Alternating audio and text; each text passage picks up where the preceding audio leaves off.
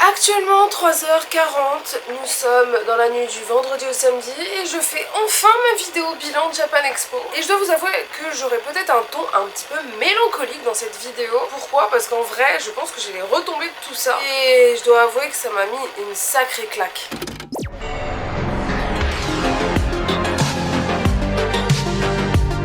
Hello les Nakawa, j'espère que vous allez bien du coup pour ce petit bilan de Japan Expo qui ne sera pas du tout là pour trash talk sur la Japan Expo. Je pense que d'autres créateurs l'ont fait parce qu'ils ont vécu des choses pas très cool pendant cette Japan. Moi ça n'a pas été le cas, je ne vais pas faire ma victime. Ça ne sert absolument à rien, mais j'ai envie de vous donner un peu mes impressions de cette Japan Expo et vous expliquer un peu comment ça s'est passé pour moi. C'est 4 jours exceptionnels, faut se le dire, en termes d'émotion pour moi en tout cas. Mais je vais vous faire quand même une petite mise en bouche.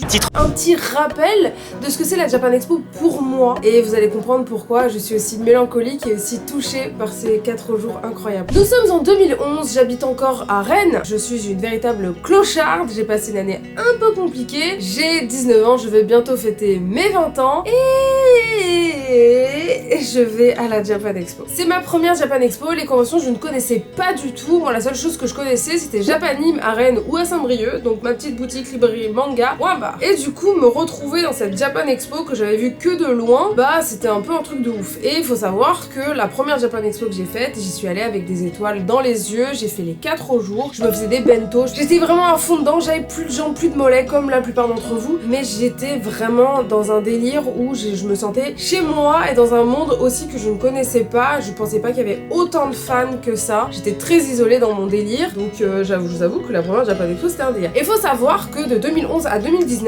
j'y étais tous les ans, alors pas forcément les 4 jours, mais j'y allais tous les ans et pendant quelques années j'y ai aussi travaillé. Et là on est en 2022, la Japan Expo revient, je suis créatrice de contenu dans le milieu manga depuis décembre 2020, donc ça fait 1 an et demi on va dire que je suis créatrice de contenu dans ce milieu là, et je suis invitée officielle de la Japan Expo. What the fuck? En vrai c'est incroyable, mais je me suis dit comment je vais négocier ce truc là, genre comment ça va se passer dans mon cerveau. Genre je me suis dit ça va fumer dans mon crâne, et je vous avoue il y avait un stress de malade parce que je me suis dit imagine, bah le syndrome de l'imposteur est toujours là, dites-le vous bien, ce sera toujours comme ça, mais je me suis dit est-ce que j'ai vraiment ma place dans cette Japan? Les têtes d'affiche, il y avait Louis-san, il y avait le chef Otaku, il y avait Sheshune, il y a Benzaï, je sais qui venait, enfin je veux dire, je me suis dit je suis personne entre guillemets dans ce milieu, on s'en rend pas compte, dites-vous bien, moi je vis dans mon bureau, je suis derrière mon écran, derrière mon téléphone, je ne vois que des commentaires ou des vues et c'est tout, mais après je me rends pas compte, on est des fois 200, 300 sur Twitch, on atteint tranquillement les 100 000 sur YouTube, et voilà je fais quand même des vues sur YouTube, mais est-ce que vraiment il y aura du monde à ce moment-là comparé à des gens qui ont 500 000 ou 1 million sur leurs réseaux sociaux, qui sont connus depuis longtemps, qui ont une fanbase qui est là depuis longtemps aussi, je suis toute nouvelle dans ce milieu, qu'est-ce que je vais pouvoir faire? Et que je vous dise aussi que j'avais fait la Japan Addict en novembre dernier, je crois que c'était novembre, et je l'avais un peu mal vécu parce que voilà, j'étais encore un espèce de cocon, j'étais pas forcément hyper connue à ce moment-là, j'avais pas encore peut-être explosé autant que j'ai pu, enfin exploser, on va dire ça comme ça, calmons-nous sur le terme, mais genre j'avais pas autant de vues que ça, enfin bref, et du coup j'ai un peu mal vécu dans le sens où comparé aux autres qui étaient avec moi, donc les Seven, les Blacko et Mino et tout ça, j'avais pas autant de monde qui venait me voir et du coup je me sentais ridicule à la Japan Addict et j'ai eu vraiment de mal, sachant que c'était la même période où j'avais sorti ma vidéo J'arrête tout. Je sais pas si vous vous souvenez de cette vidéo où vraiment j'exposais toutes mes craintes d'être créatrice de contenu et de me lancer sur les réseaux et de peut-être y arriver un jour ou pas. Donc du coup, jour J, c'est l'heure d'aller à la Japan Expo, gros stress la veille, j'étais en mode oh putain de merde, je savais que j'avais des lives de prévus, mais ce que je redoutais le plus, c'est les dédicaces. Je me suis dit, frère, je suis pas Michael Jackson. Qui va vouloir venir me voir pour faire une photo et que je lui signe un truc? On est où là? On est où? Je flippe ma race pour les dédicaces. J'ai tellement peur parce que je sais que j'avais 1 heure. On a un créneau d'1 heure pour faire nos dédicaces. Je me suis dit, je sais pas dans quel endroit je serai. Est-ce qu'il y aura au moins des gens qui seront là? Est-ce que il y a un moment donné, je serai pas en train d'attendre qu'il y ait des gens qui viennent? Je sais pas. Ce moment où peut-être il y aurait des gens qui feront des dédicaces, qui auront une longue file et toi t'as que 3 pélos. J'étais dans un stress de ouf en me disant, ça va être un flop. Il y avait Placo qui m'avait dit il y a un mois, meuf, tu te rends pas compte qu'on va pas pouvoir se déplacer dans la Japan tranquille. Je fais arrête d'abuser, peut-être toi, mais moi non. Et vraiment, j'avais beaucoup d'a priori. Je me disais, voilà, ça va pas se passer comme j'aimerais que ça se passe. Et du coup, jour J, j'arrive. Ma dédicace était à 13h. En fait, en réalité, 12h45, mais j'avais un live de midi à 13h, donc je savais que j'allais être en retard. Je me suis dit, tant mieux, comme ça me fait que 45 minutes de dédicace. Donc au moins, genre, s'il y a pas trop de monde, ça passera plus vite. J'aurais peut-être pas ce quart d'heure ou 20 minutes où je serais en train d'attendre. Donc j'arrive, je prends les escaliers. Donc faut savoir que c'est dans l'espèce de hall où t'as des escaliers, escalators. Et du coup, en plus, il y avait plusieurs endroits pour faire les dédicaces. Je savais pas du tout dans laquelle j'étais, parce qu'au moins on m'avait dit que j'étais dans le coin Sumire. Alors Sumire, c'était un peu au fond, c'est le petit stand de dédicaces. Et il y avait un autre gros stand de dédicaces où il y avait marqué Amazing Stars. J'étais là en mode, c'est pas pour moi ça. Bah, non, ça c'est pas pour moi, c'est pour les gros. Genre, je serais pas là, je pense. Et à côté, t'avais un stand Omake, donc je pense que c'est un autre sponsor. Donc je descends et juste avant, mon manager me dit non, tu es bien à gauche au stand Amazing Stars. D'accord, de pire en pire, le stress monte. Je descends et il y avait déjà les Seven qui étaient là, qui étaient au même horaire que moi, mais eux ils étaient là depuis 15 minutes. Donc c'est une longue table, on peut être plusieurs et t'as 4 stands de dédicaces, il me semble. Donc les Seven font leur dédicace, Anna, j'avance et je vois une foule qui faisait la queue et qui m'attend. Et genre quand ils vont arriver, ils font ouais, comme ça j'étais en mode comment ça? Ces gens-là sont... Ouais, j'arrive, genre t'as des gens de Japan Expo qui me disent du coup ça va être un peu compliqué parce qu'il y a du monde et tout, pour faire passer tout le monde, faudra se dépêcher un peu. J'étais en mode j'étais pas du tout préparée à ça, genre pas du tout. Toujours ce souci de bien faire et j'ai cette espèce de bienveillance par rapport aux gens et en même temps je savais pas du tout comment aborder cette dédicace. Je ne savais pas. Je sors, dites-vous, en fin 2019, je travaillais depuis plus de 5 ans dans le milieu du luxe à m'agenouiller pour faire les lacets d'une cliente qui est prête à acheter une paire de ballerines à 800 balles. Qu'est-ce que tu veux que je te dise? Moi j'ai vraiment changé de carrière, je pensais pas du tout un jour me lancer là-dedans et pouvoir en vivre et être un jour invité à Japan Expo ou être un jour invité sur des lives et être une personnalité dans le manga. Frère, je dois avouer que je sais qu'il y a des créateurs de contenu ou des créatrices de contenu pour qui ça a été très rapide l'ascension, qui ont eu des buzz d'un coup, donc j'imagine même pas au niveau du cerveau comment ça a dû chauffer sa mère comme une cocotte minute, mais je vous avoue que moi ça a été quand même entre guillemets assez rapide. Et dans cette histoire je suis arrivée du coup et je me suis assise, il y avait des photos de moi, genre imprimées en format A4, hyper bonne qualité avec des marqueurs et tout pour les signer, et j'étais en mode waouh, on en est là, d'accord. Et du coup en fait cette séance de dédicace, cette première séance de dédicace, ça a été incroyable et les 4 jours ça a été la même chose. Genre c'était complet à chaque fois et c'est ouf. Il s'est passé plein de choses, il y a eu des personnes qui m'ont sorti des dingueries en mode t'es mon idole, t'es un modèle pour moi. Des femmes qui m'ont dit que ça faisait trop plaisir d'avoir une femme dans le milieu du manga et que genre je les inspirais énormément. Des personnes qui m'ont dit que grâce à moi ça leur permettait de sourire, de passer une meilleure journée. Il y en avait qui m'ont connue au tout début, ils m'ont sorti des trucs, ou qui m'ont sorti un live que j'avais fait juste avant la Japan Expo, et il était bien celui-là genre. Et des fois j'ai mis des têtes sur des pseudos et ça fait trop plaisir, genre en mode c'est moi Nanina, j'étais en mais non genre IRL le truc, genre vous existez, je sais que vous existez, mais j'arrivais à mettre des visages sur des pseudos, genre on a eu une rencontre les gars, on s'est rencontrés et on s'est parlé et ça me faisait chier parce que finalement on me pressait parce qu'il y avait trop de monde, mais je voulais vraiment passer un moment un peu avec vous à discuter, vous demander c'est quoi votre manga préféré et vous demander comment se passe votre Japan, d'où vous venez, naninana. Il y a eu des moments aussi un petit peu awkward, genre en mode un peu je savais pas trop comment réagir, dans le genre la personne qui arrive devant toi et qui bug, genre elle arrive et elle arrive plus à te regarder, elle ne sait plus quoi dire, elle ne parle plus. Du coup, t'es obligé d'engranger le dialogue et de la décoincer. Je me suis dit, mais... Et ça participe au fait que je me dise, mais je les impressionne à ce point-là. C'est là qu'on a compris aussi, on en a parlé avec les Seven, j'en parlais avec d'autres créateurs de contenu aussi. Moi, de ma génération, génération 90, ou même début 2000, les stars qu'on avait, nous, c'était les chanteurs, des acteurs, tout ça. Donc, on se dit pas que nous, qui faisons des vidéos comme ça amateurs, on peut être des stars pour des gens. Et en fait, fait, bah si en fait, parce que c'est la même chose. Un artiste, un acteur, un musicien, tout ce que tu veux, tu le vois à travers un écran, tu l'as jamais vu en vrai. Et nous c'est pareil en fait, vous nous regardez, on parle, mais vous nous avez jamais vu en vrai. Et du coup c'est la même chose entre guillemets. On est quand même entre guillemets des artistes, on crée du contenu, on analyse du manga, on fait de l'humour, enfin on fait beaucoup de choses. Donc finalement on est une forme artistique de la chose, on est créateur de contenu, on crée du contenu, on crée de l'entertainment, on est des gens qui peuvent inspirer et ça fait tellement chaud au cœur. Vous vous rendez pas compte à quel point en fait cette vidéo pour moi elle est un peu émouvante, je vous avoue, parce que c'est le retour de Monet en fait, de centaines d'heures, de milliers d'heures de travail depuis 1 an et demi où bah, j'ai fait du montage. Merci à toi monteur de monter mes vidéos maintenant, ça se fait trop plaisir parce que je vous avoue que j'en pouvais plus, les 30 heures de montage par semaine.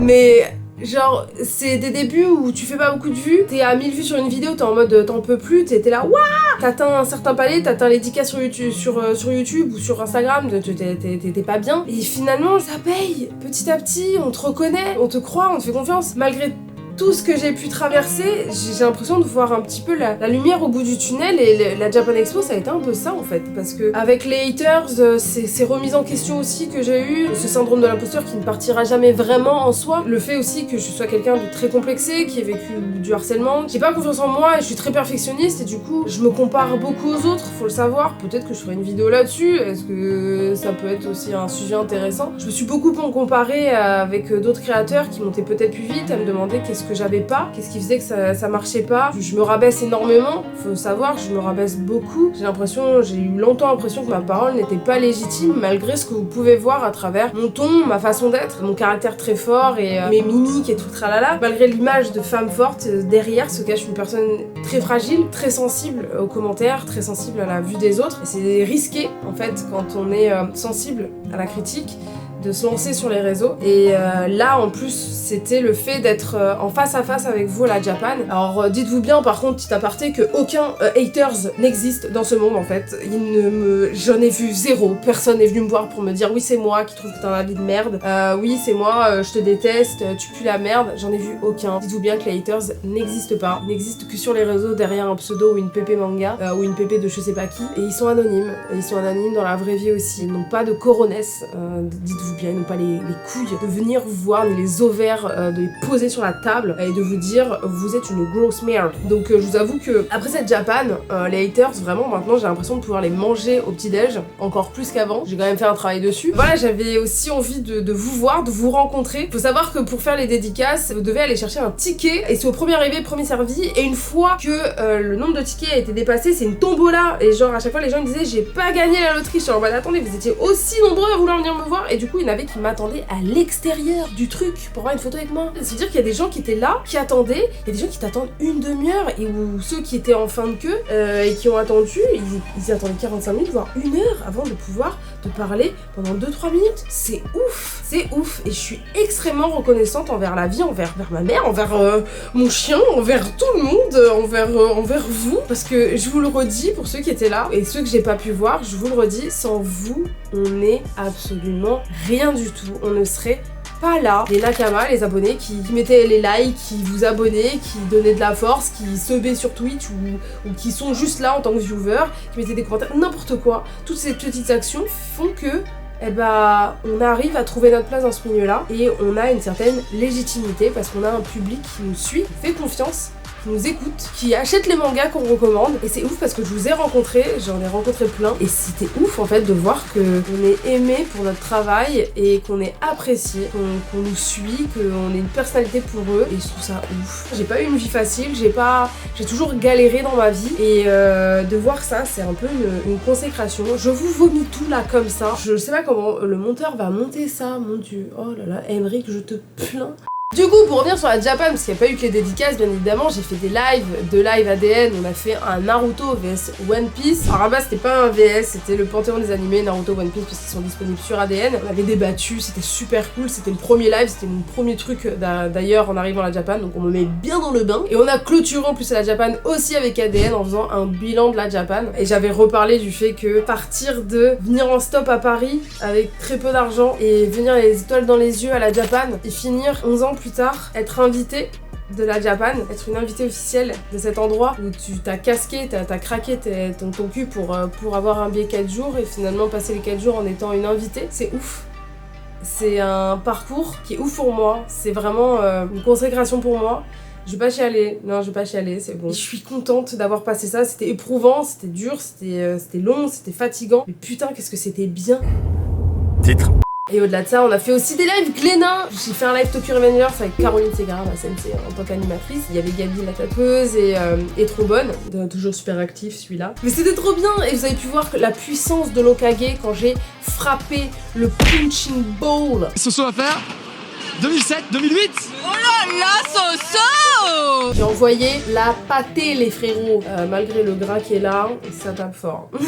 Et on a terminé bien évidemment le dimanche avec le live Berserk avec le chef Otaku et Lloyd. Ça a été un live je trouve trop bien, il était riche, il était plein d'infos, il était plein de passion et c'était terminé par Berserk bien évidemment, quoi le mieux. Si Glénat ne m'avait pas appelé pour Berserk de toute façon j'aurais appelé la directrice pour dire pourquoi je peux inviter. Mais voilà, ça a été trop bien en plus. Savoir que le stand Glénat, il y avait une espèce de vitrine où on pouvait nous voir. Donc ça veut dire que d'habitude, les lives, on sait qu'il y a des gens, mais on voit que du chat. Et là, en fait, t'avais des gens dehors qui t'écoutent parce que le son était diffusé à l'extérieur. Donc t'avais des gens qui te regardaient à travers la vitre et c'est ouf parce que le live s'est terminé. Et il y avait des gens qui m'attendaient à l'extérieur du live, ou même dans Glénat pour venir me voir et tout. Et je veux pas faire la meuf, mais genre ça a été ouf parce qu'en vrai, Blacko avait raison. Tu peux pas faire 5 mètres sans qu'on t'arrête. Mais en vrai, c'est que du bonheur de vous voir, de venir me voir et me dire excuse-moi, est-ce qu'on peut faire une photo ou j'aime beaucoup ce que tu fais. Juste des gens des fois qui m'arrêtaient pour me dire j'adore ce que tu fais, continue, tu me fais trop rire et tout machin. Genre c'est tellement de la ce fort que vous nous donnez quand vous faites ça. C'est incroyable. En plus, vous l'avez fait, je trouve, tellement gentiment, agréablement, poliment. Genre jamais dans... Ah, excuse-moi. Genre non, on m'avait pas... Non, doucement. Il s'agirait de dire bonjour, sinon on va lui niquer sa mère. Il a pas dit bonjour! Et du coup, non, vous avez été incroyable, vous avez été trop cute. Et là, qui vont parler, de tout, de manga, Et même qui disaient, mais je crois que t'aimes pas trop One Piece. Mais non, c'est pas que j'aime pas One Piece et tout. On a parlé un peu One Piece parce que je sentais qu'elle était un peu touchée par le fait que ce soit pas dans mon top 3. Mais c'était trop mignon, c'était trop bien. J'ai une anecdote un petit peu compliquée, voilà, faut savoir que parmi les petits soucis de la Japan Expo, ça a été peut-être le planning, l'emploi du temps et le manque de communication des fois. Moi j'ai pas été trop touchée, mais il y a eu quand même un moment, ça a failli finir en fiasco total. Faut savoir que le dimanche, j'avais ma dédicace à 9h45. Je la redoutais parce que je me suis dit 9h45 c'est hyper tôt, les gens continuent à rentrer jusqu'à midi. Et du coup j'arrive à 9h40, Soso Toretto, je me gare, frein à main, hop, on y va. Et là il y a un des assistant de mon manager qui m'appelle et qui me dit ça va et tout. Je fais ouais t'inquiète, je suis là, je cours. J'étais prête à faire une run de malade mental pour arriver à l'heure, pour ne pas faire attendre les gens. Et il me dit mais non, il y a eu un changement de programme, ta dédicace c'était à 11h45. J'étais en mode oh bah voilà. Moi pépouse tranquillement, je fais quoi? Je sors de ma voiture, je marche avec j'étais avec des potes et tout, genre j'étais tranquille, hein, j'oublie un truc dans ma voiture, j'y retourne en marchant toujours dans la tranquillité. C'est là que je me dis que des fois mon cerveau marche très bien, j'ai des fois des bonnes intuitions. Qu'est-ce que je fais? Je vais quand même me poser parce que je voulais lire le tome 41, j'avais fait exprès de le garder, de ne pas avoir lu le tome 41 pour le garder en lecture le jour J pour le live Berserk. Donc je décide d'aller à l'arrière des dédicaces, il y a une espèce de truc qui est réservé que aux invités, où t'as à boire un petit peu, des petits trucs à grignoter, t'as des tables, tu peux te poser, voilà, il fait frais, voilà, c'est climatisé, c'est très bien. Qu'est-ce que je fais? J'arrive du coup par ce fameux hall où il y a les dédicaces en bas, et je passe par un truc arrière où t'as un escalier privé, naninana. Et en fait, quand j'arrive, je vois de loin les dédicaces, elles sont toutes vides quasiment. Je vois pas celle qui est tout à gauche, mais je vois que c'est vide. En même temps, je me dis, il est hyper tôt, donc voilà. Donc je descends, et en fait, faut savoir que dans cet endroit-là, il y a deux employés de la Japan Expo qui sont là, qui ont travaillé pendant tous ces 4 jours au niveau du stand des dédicaces, justement pour accompagner les invités aux dédicaces, leur dire c'est l'heure, nani nana. Et donc ce mec hyper gentil vient me voir, donc j'arrive, j'étais là, je pose mes affaires, ils arrivent, ils me regardent, ils me font bonjour et tout, j'étais là, bonjour, ça va, j'ai appris qu'il y a eu un changement de planning, je me pose juste là en attendant et tout. Il me fait un changement de planning. Je fais bah ouais, finalement ma dédicace est à 11h45, on m'a appelé et tout. Il fait ah non pas du tout, elle est là 9h45. Il était 10h07. J'avais exactement 22 minutes de retard. Et il me dit qu'elle était effectivement à 9h45. Là je me suis dit C'est une blague, cette journée commence très mal. Sachant que c'est la journée la plus longue, je n'avais quasiment pas de pause, je n'allais pas pouvoir manger. Je le regarde et je lui dis mais il y a du monde même, parce que j'avais vu qu'il y avait quasiment personne. Il fait ah oui c'est complet. J'étais là en mode et là je me suis dit c'est la merde. J'ai 22 minutes de retard, ça veut dire qu'il me reste 38 minutes pour faire passer tout le monde. J'arrive du coup je fais ah bah je pose mes affaires, on y va. Il rigolait, il fait non mais on va y aller tranquille, je suis désolée et tout.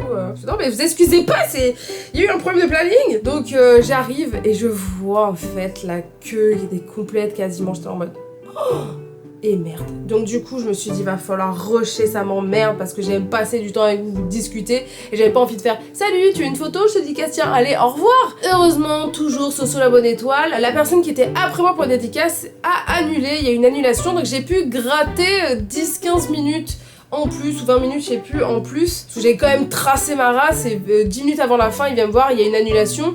Donc du coup, là, j'ai pu prendre mon temps et du coup, on a pu terminer les dédicaces tranquillement. Mais c'était la petite anecdote un petit peu stressante de la Japan. Il faut savoir que j'ai vraiment couru dans la Japan Expo. Je faisais du point A au point B, au point C, au point D, tout le temps. J'étais tout le temps en train de runner partout. Il y a une fille, elle m'a tendu son téléphone, elle avait activé le dictaphone, et elle m'a dit est-ce que tu peux me faire ton ouais et ton non. C'était drôle, c'était plein de bonnes intentions, c'était bonnes vibes, c'était trop bien. C'était trop bien et j'ai vraiment bien vécu ma Japan. J'avais plus de mollets, plus de pieds, j'étais flappy, mais rempli de bons souvenirs. Mais en tout cas, moi personnellement, j'ai passé une très bonne Japan Expo et encore une fois, j'aimerais vous remercier parce que je n'en serais pas là, je ne serais pas invitée sans vous, sans votre soutien, sans cette communauté incroyable que j'ai. Je vous ai vu sur les lives, j'ai vu les rediffs, j'ai vu que vous étiez là et ça fait trop plaisir. Et encore une fois, merci pour tout. Sur ce Nakama, comme d'habitude, on refait toujours la même chose, on prend les mêmes, on recommence. N'oublie pas de t'abonner, de lâcher le petit pouce bleu qui fait toujours plaisir et d'activer la cloche, comme ça tu es au courant de toutes mes sorties vidéo. Suis-moi sur tous mes réseaux sociaux comme d'habitude. Ça ne change pas, c'est l'outro de base. Et sur ce, bye bye les Nakama.